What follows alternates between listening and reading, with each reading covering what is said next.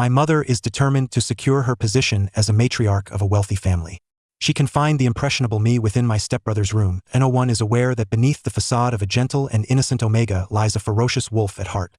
He caressed my swollen glands and derisively remarked, "What a worthless being, unable to control his lower instincts." I awkwardly gathered the scattered suppressants from the floor, retreating into a corner. Subsequently, in an attempt to evade the stepbrother, I moved to live on campus. Until one day, I was deceived into returning home, where the Omega bound me to the bed in a manner that defied all expectations, his pheromone-secreting glands nearly brushing against my lips. Observing my immobility, he frowned in dissatisfaction and questioned, "Brother, is your lower half utterly useless?" In a year when my mother was gripped by financial desperation, fortune smiled upon her. She found herself matched with a powerful figure whose pheromones resonated with an astounding 96 compatibility across military, political, and business realms. On the very first day of her marriage, she declared, "Alphas are merely driven by their baser instincts. A 100 match does not eliminate the risk of another seizing the opportunity." Unlike other Omegas who blindly depend on their partners, she possesses a keen intellect. Alas, her cleverness is solely directed towards her only son. Just like now, to solidify her standing, she deceived me into the hostile environment of my stepbrother's room during my susceptible phase. Once we have this father-son duo under control, we can firmly establish ourselves within the Qin family. She gave no thought to the fact that this seemingly delicate Omega is, in reality, more formidable than any alpha, harboring a desire to crush me to pieces and feed me to the dogs. Upon entering the room, I found the Omega clad in a breezy sports tank top, casually playing games with his legs crossed in a nonchalant manner. His delicate, fair ankles lifted gracefully with each movement, accentuating the elegant lines of his legs. Upon hearing my entrance, he glanced at me, discarding his phone with a casual flick. The game was no longer a priority. Yet, I sensed that he was poised to strike me in the next moment. "Who permitted your entry?" he inquired with a tinge of mockery. It was evident that he deduced my timid nature could never allow me to waltz into his domain uninvited. I lowered my gaze, my voice barely above a whisper. "My mother. She feared you would tire from gaming, so she asked me to bring you some fruit. Is that so?" A cold smile graced his lips as his gaze darkened. "Yet, I can't shake the feeling that your mother is more concerned about preserving her status, urging you to forcibly mark me during your vulnerable period. Taking without giving, is there no shame? 2. A face is still necessary." Upon being discovered in my attempt, I cautiously placed the fruit platter on the table and tightly covered the gland exuding pheromones. Adhering to the principle of avoiding a beating whenever possible, I scrambled to grasp the doorknob. Click. It wouldn't budge. This door needs replacing. I turned back to Qin Yushi, who was silently observing me as if I were a fool, and forced a smile. I frantically twisted the lock. Click. Click. Fine job indeed. My mother had locked it from the other side. "Baisu." A voice called my name from behind, low and composed. Truly, the offspring of a formidable figure. Though merely 2 years my junior, he possessed a daunting aura akin to that of my stepfather. I awkwardly turned around, and Qin Yushi had already approached, standing less than a meter away. Backlit, his expression remained obscured. I pleaded, "Brother, could you just knock me out and then beat me? I'm in my sensitive period and might not be able to suppress my resistance." He merely smiled, revealing his strikingly white teeth, sending shivers down my spine. "Baisu, coming into my room during your sensitive period to play the victim, your methods are quite impressive, just like your mother's." "No, let me explain." In the next moment, he raised his hand and pressed it against my swollen gland, inflamed from the sensitivity. His icy fingertip ruthlessly toyed with me while provocatively releasing his personal pheromones. "Baisu, do you dare to mark me?" Apart from his youthful appearance and pale complexion, Qin Yushi exhibited no soft or delicate traits. His frame was not of the slender sort, yet when his charming, almond-shaped eyes arched enticingly, it was captivating and deeply stirring, albeit illusory, that nearly caused me to lose my composure. To dare act so brazenly during my sensitive period, how utterly dismissive of me. Unable to endure any longer, I hastily evaded, crawling past his striking legs to the corner by the window. "Let us settle this here. My mother is certainly eavesdropping by the door." I closed my eyes defiantly, tilting my face upward, bracing for the impending strike.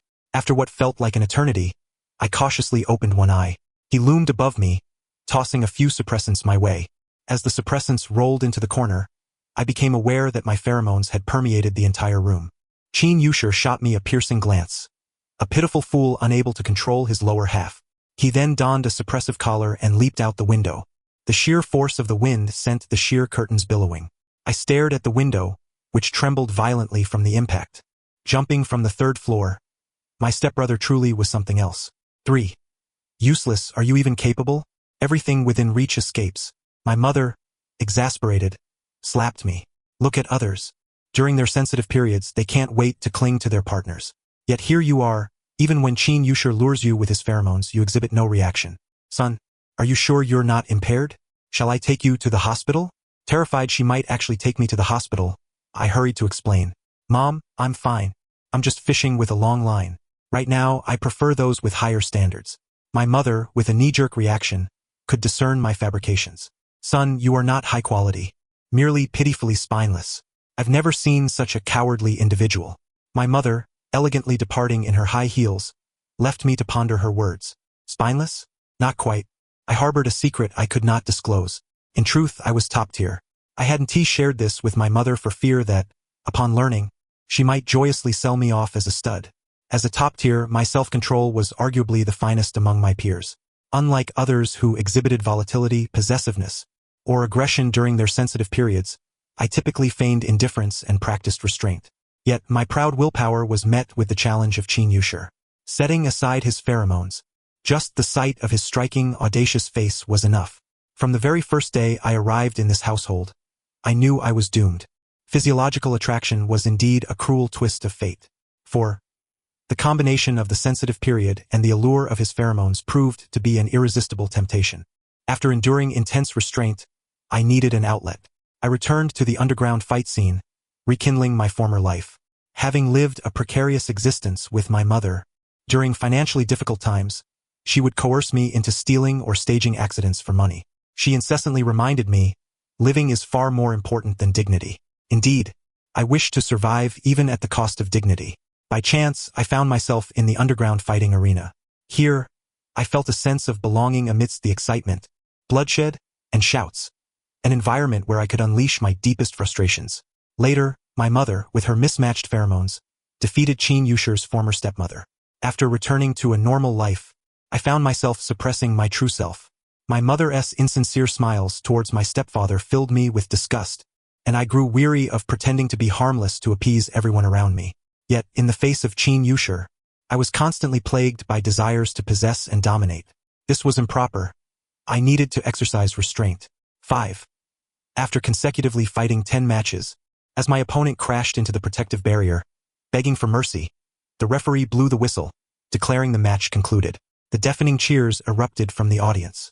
I leaped out of the octagon, escaping the pheromone-ridden chaos of the venue. Everyone was abuzz with excitement, the betting pool having multiplied several times due to my performance. I lamented that no opponent could ever elicit the emotional response that Qin Yushi did, neither psychologically nor physiologically. When the manager approached with a wad of cash, his face beaming with excitement, he said, "When do you enter your sensitive period? You wouldn't believe it. The fight scene is usually filled with destitute gamblers, but once they learned a top tier was fighting during his sensitive period, those curious rich kids flocked in to place bets on you." I accepted the money, pocketing it, and removed my mascot head, revealing the black iron bite guard beneath. It was mandatory to wear a guard during one's sensitive period to prevent going berserk, a regulation and a fundamental rule. In my eagerness to enter the ring, I had hastily entered an incorrect lock code, and now none of the attempts were yielding results. The manager asked if I needed help unlocking it when suddenly static crackled through the intercom. Bad news, 2 fighters are at it. One appears to be the young master of the Qin family.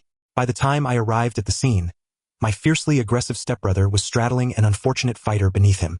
6. Indeed, no one would believe Qin Yushi was a coward. My concerns were utterly unwarranted. I figured with Qin Yushi's prowess, dispatching an opponent was well within his capabilities. The more I observed their grappling, the more incensed I became, prompting me to turn and blend into the crowd. Yet, I heard a slightly tremulous voice call out, "Baisu," just my name. I closed my eyes, taking a deep breath, despairing as I realized those past matches had been in vain. 7. It seemed as though we shared an unspoken understanding. Qin Yushi did not inquire about my presence in the underground fights, nor did I question his audacity to appear here in the dead of night. I only knew that the young man in my arms was currently in a state of induced arousal. Once home, I carefully laid him down on the bed. He was entirely consumed by the tide of passion, desperately clutching at my clothing in a frenzied manner. I adjusted the settings of the pheromone control bracelet to the highest level, striving to prevent the pheromones from enticing him further into a state of uncontrollable desire. After much coaxing, he finally released his grip and poured himself a glass of water. Once he drank it, I hastily rummaged through the drawer for the suppressant. To my astonishment, I discovered an abundance of suppressants within, rivaling that of a hospital's supply. Qin Yushir leaned against the headboard, gasping for breath. His teeth clenched as he spat out, "Bai Su, if you don't mark what S brought to your lips, are you really that inept?" My hand trembled as I held the syringe, and I forced a smile in his direction, saying, "Little brother, since you've insulted my mother, you can't insult me as well." Was it truly my desire to avoid this? What family can mark through a bite inhibitor? Moreover, I understood that someone like Qin Yushir would never permit anyone to mark him. This was not the first time I had encountered Qin Yushir's intensely potent pheromones. When I first entered the Qin household, my mother and I had believed Qin Yushir to be a violent type of alpha. After all, who else would skip school and engage in one-on-4 training sessions with bodyguards? Until one fateful night, I almost fell into a sensitive period while dreaming, lured by the pheromones. Terrified, I thought Qin Yushir had sent someone to my room. After searching, I realized the source was the pheromones emanating from his room. As I broke through the door, I caught sight of the boy, expressionless, holding a knife as he pierced his gland. Upon noticing my presence, his dull eyes flickered, and then he dropped the knife. What's there to be nervous about? It's not like I'm going to die. How boring. As he spoke, blood gushed from his gland, coiling like a venomous serpent around his pale neck, seemingly dragging the seemingly vibrant yet lifeless boy into the depths of hell. It turned out he endured his estrus through self-destruction. It was then I realized that the person I felt an immediate physical attraction to was audaciously attempting to defy instinct, refusing to succumb to desire. Later, I learned that after confirming his identity, Qin Yushir had dropped out of school and hired a private tutor, rejecting any possibility of exposing his pheromones, publicly claiming he was undifferentiated. His motivations stemmed from his mother, who, driven to madness by his father's infidelity, ultimately took her own life. In her final moments, she repeated, "Why must I be an omega? If only I were a beta, I wouldn't be under the control of pheromones." This left a shadow on the young Qin Yushir, who could not comprehend. His father callously informed him, "My union with your mother was merely to fulfill the family legacy. I now have a more compatible omega. No one can resist their nature." Thus, being an omega seemed advantageous, free from any interference. Yet fate had other plans. He became the weakest, an omega reliant on procreation, tethered to others through pheromones and yet exceedingly fragile. Qin Yushir fell silent, his crimson eyes fixated on me.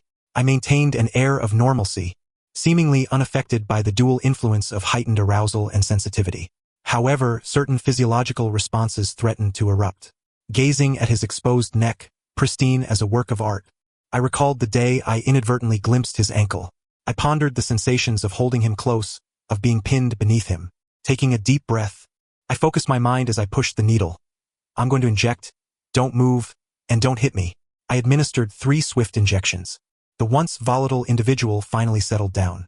As I fitted the neck ring onto him, I elevated the settings, striving to make my breathing sound steady.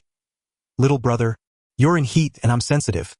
It's not suitable for us to be together right now, so? Qin Yushir leaned in closer. "Are you going to go boxing again, my top-tier brother?" Unlike his usual taunts, he emphasized the word top, his voice softening with a hint of ambiguity. I was taken aback. He had astutely discerned through the pheromones that I was a dominant. All secrets were laid bare in a single day. I continued my previous submissive demeanor. "Good little brother, let us keep this between us. I want to earn some more money, you know. A person like me needs to earn more to marry. Bai Su." Qin Yushir's smile faded. "This act is rather tiresome. A top tier can't simply beckon and expect to receive." It seemed he had a point. "I actually don't prefer omegas. I favor alphas, the truly fierce ones." Qin Yushir's expression darkened further. I sensed an irretrievable shift in our dynamic. Seeking an excuse to escape, Qin Yushir suddenly seemed possessed, his dark eyes sweeping over my face before he reached for my bite inhibitor. I recoiled slightly. "What are you doing? Bai Su, you've been wearing that since boxing. Doesn't it bother you?" His long fingers delicately grazed the lock. I held my breath, tilting my head away. Qin Yushir coldly commanded, "Stop shaking, don't move." I dared not tremble any longer. Click. The bite inhibitor was easily undone in his grasp. Qin Yushir seemed surprised by his success, Pausing for a moment before toying with the device, his expression inscrutable. Baisu, aren't you going to explain? How could I explain? I harbored inappropriate thoughts towards Baisu. However, unexpectedly, my mind was more honest than I anticipated. The code I pressed was his birthday. I felt as if I had lost my sanity. In his eyes, I must have appeared to be the pathetic stepbrother, secretly coveting him. Fortunately, the responses during his estrus were still somewhat dulled. I disregarded my own sensitivity, hastily fleeing and packing up to stay at school. It was far better than the awkwardness of being at home. After my stepfather married my mother, I was sent to an elite preparatory school directly affiliated with the Alliance. Given that it was a prestigious institution for the offspring of officials and wealthy merchants, I felt utterly outmatched. I kept my head down, concealing my pheromones. Yet, this group of elites mistakenly believed I was disciplined and virtuous. Coupled with my innocent demeanor, I ascended to the throne of the most sought-after companion, with suitors of all genders, including even males. Bro, your pecs look bigger than mine. I can let you top me, let us give it a try. As I was cornered at the school gate, forced to endure a segment of sexual harassment, a cool male voice rang out. Baisu. I looked up to see my dear, formidable stepbrother leaning against a sports car, arms crossed, a smirk playing on his lips. A wave of unnameable heat surged within me once more. No one knew how I endured those days. I exhausted a box of suppressants to no avail. Every time I closed my eyes, I was haunted by that soft, flushed face. I went to the underground boxing ring, beating every fighter I faced, yet I could not quell the turmoil within.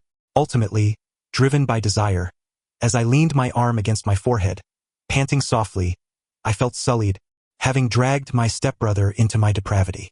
Just when I thought this chapter was closed, a mere glance reignited the flames within me. It seemed I was truly on the verge of madness. Little brother, Qin Yushi, what are you doing here? I feared he might mind others overhearing our relationship and quickly corrected myself. Qin Yushi furrowed his brow, stepping closer and deliberately emphasizing the word brother. He spoke provocatively. Is being a little brother hindering your big brother's endeavors? TSK, it's a pity that in a dual relationship, no matter who is on top or bottom, there are penalties to pay. His words were laden with implications. I gracefully declined the invitation of the bewildered scion to indulge in a rendezvous, taking my seat as the co-pilot beside Qin Yushi. With no outsiders present, he once again called my name Baisu. I pressed myself against the car door, fearful that my pheromones might betray me. Aren't you fond of me? I seem to have ruined your chances. Are you not the least bit upset? His tone remained unchanged, yet the droop of his lashes lent him an inexplicable chill. I gazed at his face, one so exquisitely striking that it could incite wrath among the gods. You are correct. I need to pay a fine for my dual nature. Unfortunately, my brother is too poor to afford it, so I currently favor being a human. He chuckled, his grip on the steering wheel tightening as he swerved sharply, the car's tail spinning out momentarily. Off balance, I inevitably leaned toward him, my skin brushing against the bare arm revealed by his short sleeve, causing the taut string in my mind to snap. I'm sorry, I didn't mean to. Qin Yushi raised an eyebrow, muttering a curse under his breath. Coward. Cowardly or not, dragging me to the boxing gym was a peculiar move. Upon seeing Qin Yushi's formidable aura, the gym owner, startled, assumed he was there to challenge them. He quickly proclaimed that friendship came first, competition second. Little did he know, Qin Yushi merely pointed at me and produced a wad of cash. I wish to spar with my brother. Is there an available ring? I found myself dragged onto the platform, donning the boxing gloves and feeling akin to being struck by lightning. He could easily thrash me but insisted on granting me the dignity of a fair fight. Brother, can't we just not fight? Qin Yushi, lacking in biological knowledge, failed to grasp that pheromones could be released through saliva, blood, and even sweat. My intentions toward him were far from innocent, and now, as we locked eyes, I teetered on the brink of collapse. Any further physical contact could prove fatal. Qin Yushi shed his usual laziness, his fists colliding with a resounding thud. Stop with the nonsense. I know your capabilities. No holding back. My heart raced as I desperately averted my gaze from his heated eyes. Perhaps a thorough beating would clear my head? Truly, he was a person whose every movement could elicit a physiological response in me. Throughout the bout, his punches were lethal. I evaded his wrath while enduring his fiery insults. It was a challenging situation. I had to muster the tenacity one would employ against a true fighter to survive his onslaught. Ultimately, we both collapsed onto the ground, gasping for breath. Qin Yushi called my name once more. Baisu. I turned my head, colliding with his eyes, which sparkled like a galaxy. I'm not entirely weak, am I? As a human, I certainly wasn't as feeble as they claimed. I understood his implication and responded softly. How could you be? You are a formidable fighter, capable of subduing even the strongest opponents. Qin Yushi chuckled at my exaggerated praise, and for the first time during our acquaintance, he smiled genuinely. It was radiant. I felt as though I had unwittingly boarded a ship named Qin Yushi. When this vessel sailed to the heart of the ocean, I realized I had already burned my bridges. A moment of silence enveloped the air before two voices broke it simultaneously. Qin Yushi, why not skip school? Baisu. Mark me. I heard his enticing words, my heart racing, yet I feigned ignorance. Based on past experiences, such statements were often mere tests. Maintaining a serious demeanor, I reiterated my earlier remark. Qin Yushi, you should go to school. The laughter faded instantly, his expression darkening as if I had touched a forbidden nerve. He rose to remove his gloves, ready to depart. I stopped him, saying, if you wish to avoid the stigma of being a human, you might consider trying it. I knew he had never harbored disdain for humans. Rather, he had been coddled and constrained at school, treated like a rare treasure, an exquisite vase. As long as he was beautiful, it sufficed. Any thoughts beyond that were deemed unworthy of consideration. What? Qin Yushi's brow quirked, devoid of emotion, yet I perceived a flicker of interest in his eyes. I can provide you with pheromones. After all, with your looks, no one would believe you are human. What kind of looks? He crossed his arms, staring intently as if I were about to utter something offensive, ready to strike with the gloves in his hands. I answered candidly, a stunning face, even more so than mine. He paused, taken aback. Summoning my courage, I approached him, wrapping my arms around his waist and pinning him against the wall. Unable to resist, I inhaled the scent emanating from the glands at the nape of his neck, a blend of jasmine and a hint of bitter almond, reminiscent of black mandrake. The fragrance, if inhaled excessively, could induce hallucinations. He remained still, neither pushing me away nor moving, like a pet surrendered to its owner's whims. I bitterly smiled within. How trusting he was, unaware of the darkness lurking in my nature. I released a small amount of pheromones, not much, but enough to weave a subtle net around the dazed Qin Yushi. Try this for now. No one at school has ever inhaled my pheromones. With a sense of territoriality, I yearned to envelop him in my scent. Once marked, a human could only perceive their own pheromones, yet others could sense them as well. However, Qin Yushi was different. With his slightly aggressive visage, others would only perceive him as the epitome of arrogance. Qin Yushi was remarkably proactive. Within days, I spotted him at school.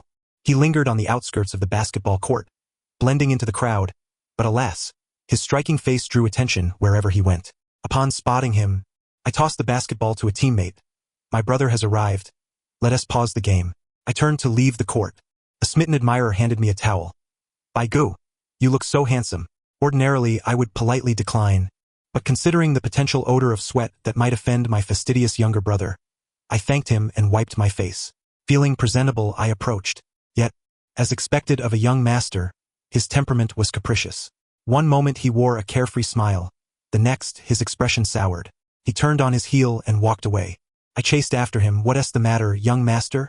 Have you completed your enrollment procedures? He halted abruptly, gritting his teeth. Baisu, I've realized you and my father are both quite despicable. I was taken aback, my mind racing, glancing down at the towel still clenched in my hand. Could it be? Was Qin Yushi feeling jealous? Perhaps it was more likely that a comet would collide with Earth tomorrow. I cautiously probed. I usually don't accept their gifts because I'm afraid my sweat will offend you. I have no connection with them. Who cares?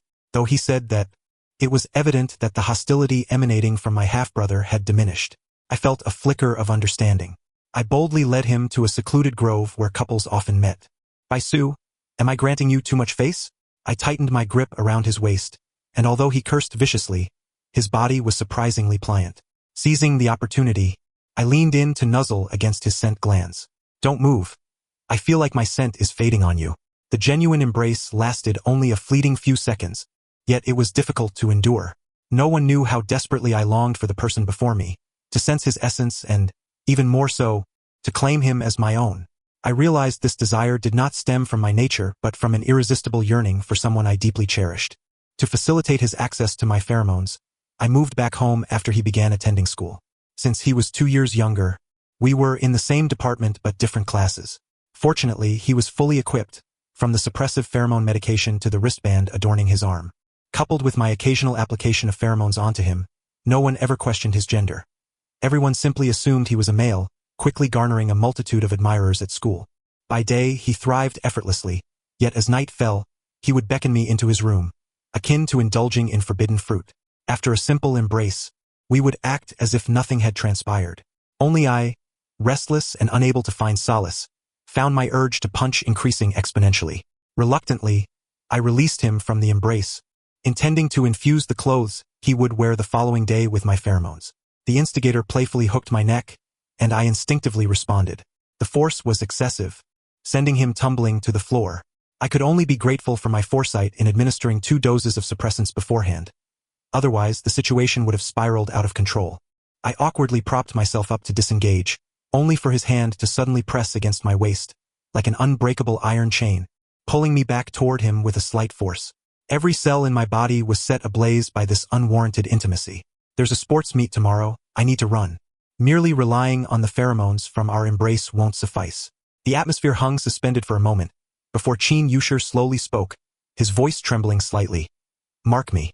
I gazed down into his calm, untroubled eyes, hearing the deafening thrum of my own heartbeat reverberating through my nerves. How could he demand so much? Treating me as nothing more than a tool at his disposal? The power dynamic had shifted. He straddled my waist, awkwardly maneuvering his glands closer. I recalled how he had used this very position to strike during underground fights. However, this time, he bore no condescension in his gaze, instead pressing his entire body against mine. His physique differed greatly from his character. Though his waist displayed defined muscles, it remained soft to the touch. Perhaps it was only in moments like this that I could truly grasp his identity as someone yearning for me to mark him. I felt as though the very oxygen in the air had been siphoned away, leaving it painfully thin. His powerful, alluring legs shifted restlessly, the area where his knees pressed down creating deep indentations, drawing him closer against my abdomen. Soon, his pheromones surged forth like a torrent released from a dam. Yet, he still afforded me the opportunity to withdraw. He was waiting for my refusal, or perhaps he deep down was reluctant to be marked like a pet dog claiming territory. Qin Yushi, I am your older brother, I stated, clinging to my last vestige of morality as I gently caressed the nape of his neck. Moreover, since your differentiation, you haven't attended any physiology classes. Being marked more than 4 times leads to a dependency on pheromones, particularly those from an alpha. You understand what that implies, I pressed, conveying the notion of his inescapable attachment to me. Qin Yushi tightened his grip on my shoulders, his voice firm. Are you going to bite or not? If you can't, I'll find someone else. He shifted as if to withdraw, and I instinctively tightened my hold. It felt as if Qin Yushi regarded me neither as a person nor as an alpha. I brushed aside the stray strands of hair from his forehead and cradled his face gently, silencing his incessant chatter. The world around us fell silent, as if only our heartbeats and the soft sounds of intimacy could be heard. In certain respects, it felt like an instinct embedded deep within our bones. I guided Qin Yushi, initially compliant as he wrapped his arms around my neck, only for him to suddenly push me away, as if belatedly realizing what was happening. However, the force of the kiss had drained him, rendering him more alluring and devoid of menace. By Su, I asked you to mark me, not to kiss me. I understand, I replied, wiping away the physiological tears that streamed from his eyes due to the intensity of the moment. Kissing is acceptable. There are no side effects, so be good and rest. We have a competition tomorrow. Qin Yushi had a habit of rising early for morning exercises, and I found myself returning to my room shortly after dawn. Just as the servant set the breakfast on the table, my mother descended the stairs. The silk robe she wore accentuated her curves, and despite being over 40, her wealth rendered her ageless. She pulled me aside. You useless thing, you're always late. Qin Yushi has already been marked by another alpha. My brow furrowed in feigned surprise. Is that so? What a pity. Who knows where he was last night? The scent of his pheromones this morning is overwhelming. Humph, my mother scoffed. What does it matter if he has been marked? That mere alpha thinks he can escape his father's plans. I frowned. What do you mean? My mother revealed that my stepfather intended to arrange a marriage for Qin Yushi, having identified several families of considerable standing. Little did anyone expect that this boy would rather attend school than comply. What difference does it make? Even if he goes to school, it won't change a thing. I hear tonight's banquet is specifically for him. The other party seems to be the son of an official. That spoiled brat has never had good intentions toward Qin Yushi. I suspect they might already be involved. Perhaps those pheromones are his. The image of Qin Yushi during those 2 times he had requested me to mark him flashed in my mind. Too quiet, as if he were undergoing some psychological preparation. Clearly beneath that seemingly impenetrable exterior was a tumult of anxiety and struggle. Thus, it was not merely about a sports meet. It was about resisting an arranged marriage with a body replete with alpha pheromones. He truly had guts. By the way, son, you must attend tonight's banquet as well. With your looks, enticing a few alphas should pose no challenge. The driver navigated the route to the school, and I lowered the partition between the front and back seats. What do you intend to do? Qin Yushi, initially gazing out the window in a trance, turned to unleash his anger, only to catch sight of the bruised corner of my mouth from yesterday. Words caught in his throat, he silenced himself. I made a shushing gesture and leaned in to kiss him directly, our breaths intertwined. To prevent him from hitting his head, I cradled the back of his neck. As the kiss deepened, I gradually pulled away, a string of saliva stretching between us. He gasped for air, speechless, wide-eyed. I leaned closer, adopting a concerned demeanor. Sweat will deplete your pheromones. I'll come find you again at noon. The honest and slightly flushed Qin Yushi, fearing the driver might discover something, clenched his pale hands in silence. My gentle caress, surprisingly, felt less abrasive than I had anticipated. The car halted at the entrance, and I raised the partition once more. The driver nervously checked if I had sustained any injuries. Young Master Bai, do you need to go to the infirmary? Qin Yushi kicked the back of the driver's seat. Which direction are you turning? He then shot me a fierce glare. I recoiled slightly, continuing to appear meek. If you hit him, you can't hit me. Upon exiting the vehicle, Qin Yushi strode away without a backward glance, his tousled hair blowing in the wind behind him. At noon, Qin Yushi did not come to find me. Inquiring with his classmates, I learned he had already been picked up by a driver from the Qin family. A sense of foreboding began to rise within me. I called my mother. That boy has always had a peculiar temper. Who can stop him from doing what he wants? After a pause, she coldly added, I've noticed you've been overly concerned about Qin Yushi lately. Don't make things difficult for your stepfather, or neither of us will end up well. I feared it would not end well. At the evening banquet, I saw Qin Yushi being thrust onto the stage by my stepfather, packaged like a fine product. He was surrounded by admirers, yet exuded an aura that was both captivating and forbidding. Among the crowd, another striking face emerged, the very one he had once pounded beneath him. A face both proud and infuriating. That day, when Qin Yushi appeared at the underground venue, everything became clear in an instant. How he was seduced into a frenzy. It turned out he was the so-called second generation spoken of by his mother. The second generation deliberately drew closer to Qin Yushi, only to receive a punch in return, after which he audaciously wrapped his arms around Qin Yushi's waist, whispering something in his ear. Qin Yushi froze momentarily, his gaze lowered, his elongated silhouette swaying alone under the light. As if sensing something, he abruptly lifted his head, his eyes piercing through the crowd to collide with mine. My mother intercepted me, enthusiastically introducing the girl beside her. This is the niece of the vice president of the bank. You both attend the same school, don't you? Suddenly, Qin Yushi tilted his head with a mischievous smile, forming the words silently. Bai Su, unknowingly enticing. I'm sorry, I'm not familiar. You all chat, I have matters to attend to. My neck felt as if bound by an invisible chain, irresistibly pulling me forward, each step resonating with the rhythm of my heartbeat. Suddenly, a beautiful girl behind me exclaimed, pointing at Qin Yushi, who had been staring at me from afar. Isn't Qin Yushi the top one? How can he be so close to someone else? The term top spread through the crowd like a chain reaction. Qin Yushi's father, a formidable figure whom no one dared to provoke, approached with an intimidating presence. What do you mean by top? The girl stammered, nearly in tears, trying to explain. Qin Yushi is recognized as the top at our school. His pheromones are clearly. The stepfather's fury ignited. Qin Yushi was not the one who bore the pheromones of the second generation. The implications were all too evident. When Qin Yushi was summoned, the second generation, like an incessant shadow, trailed closely behind. Explain. The stepfather's command was devoid of emotion, as he would treat his subordinates. Qin Yushi's gaze brushed past me, turning to his father with a derisive laugh. There's nothing to explain. It's exactly as you think. Do you have no shame? Who marked you? What? Do you wish to confront me? Or perhaps invite me to become a son-in-law? Qin Yushi's brows raised slightly, a taunting smile gracing his lips, his tone deliberately audible to everyone present.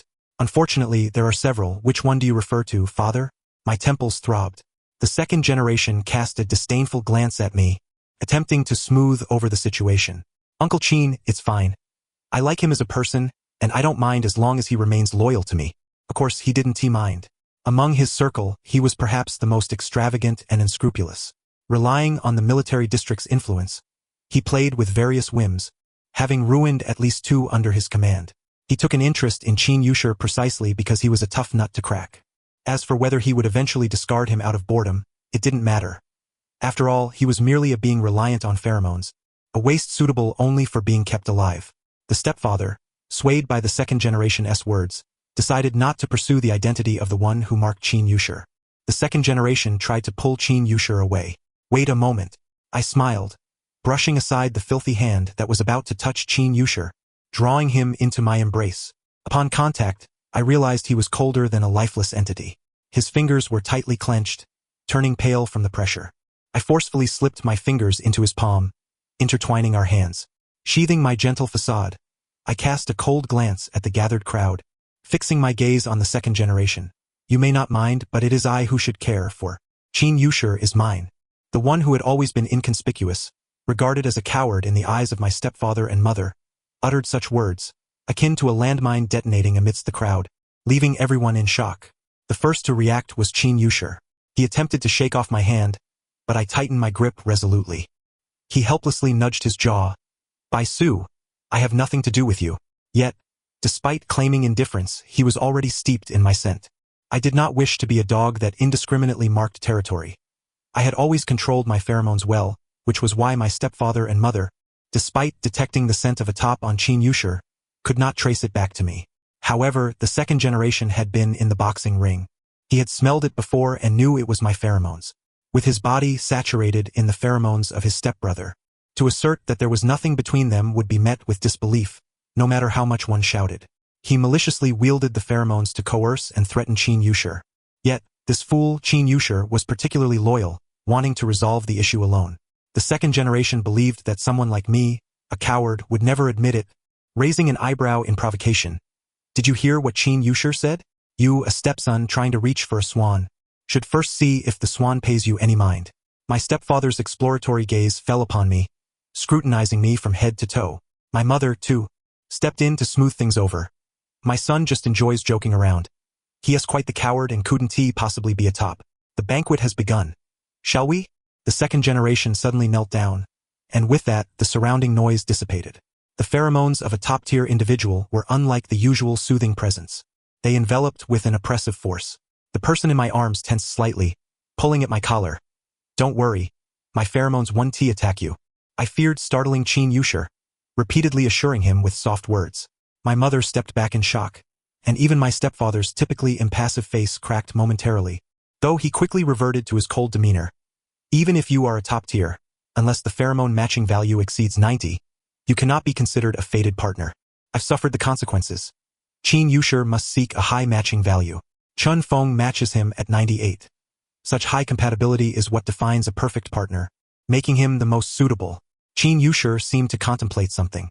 Perhaps it was the sight of his mother, seemingly lifeless before him, that stripped him of his usual arrogance. His complexion paled, as if his soul had been drawn away. Indeed, no matter how deeply one loves, it cannot surpass the physiological attraction inherent between them.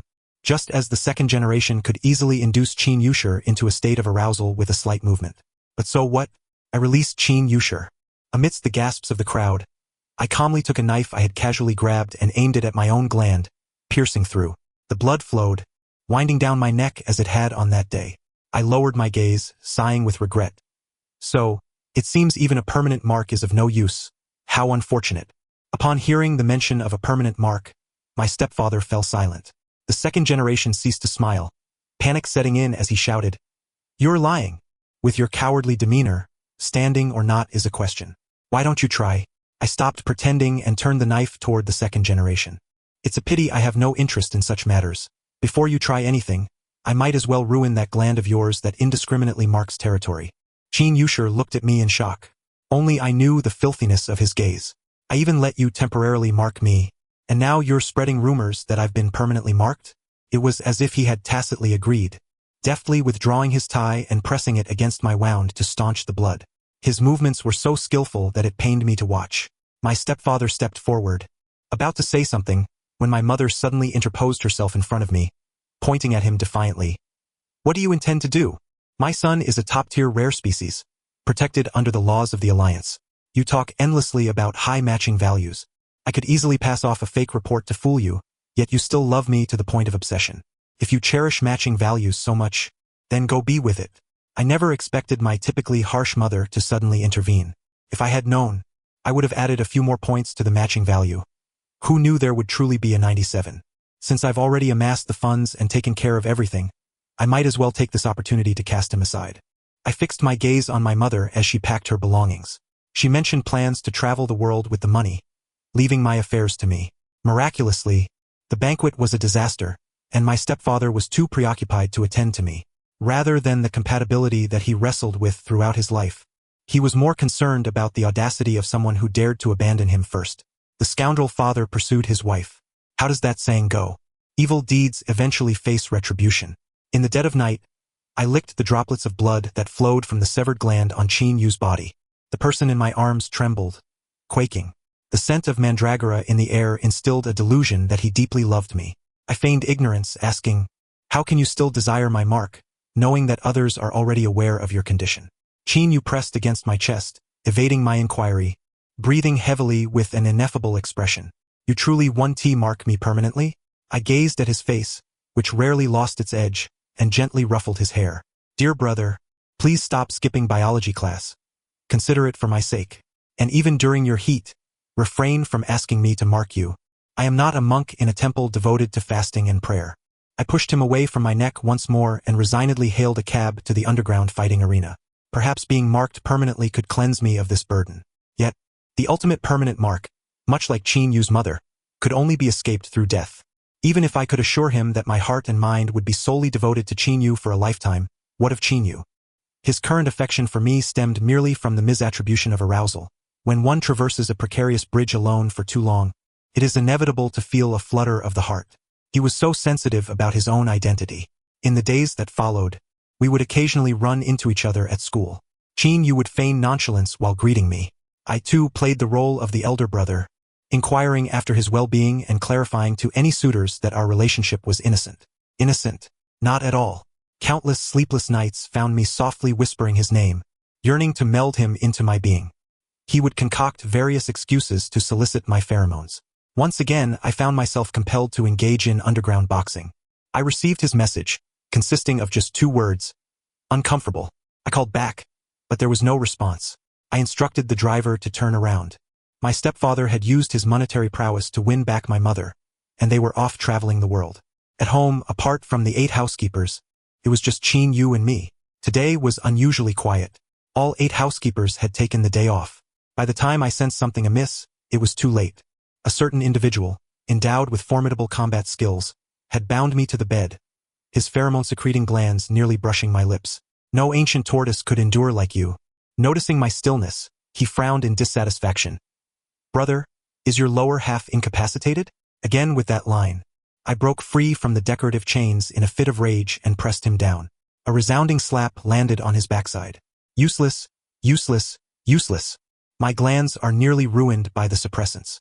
Chin Yu fell silent. The black mandragora pheromones broke through the defenses of the suppressants, wreaking havoc silently. He gently smoothed my furrowed brow, chuckling softly. "Bai Su, are you afraid that I might not love you and change my mind?" His words struck a nerve. I remained silent. "You think I understand nothing? From the moment I differentiated, I knew everything. What is a permanent mark? Had it not been for your intrusion that day, I might have perished long ago. Pain is always intertwined with pleasure. I have long understood this truth. Bai Su, if it were you, I would be willing to try. I beg you, mark me permanently." I caressed his spine, my voice gentle. "Do not rush. I will love you." The end of the text. Thank you for listening. If you enjoyed it, please subscribe and give a thumbs up to support, and we shall meet again in the next story.